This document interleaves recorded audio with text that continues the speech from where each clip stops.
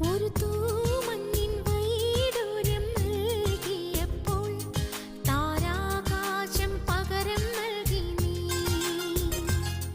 ഒരു മൂവന്തി പൂങ്കിണ്ണം ഞാൻ തന്നപ്പോൾ പൊന്നിൻ പുലർകാലം പകരം തന്നു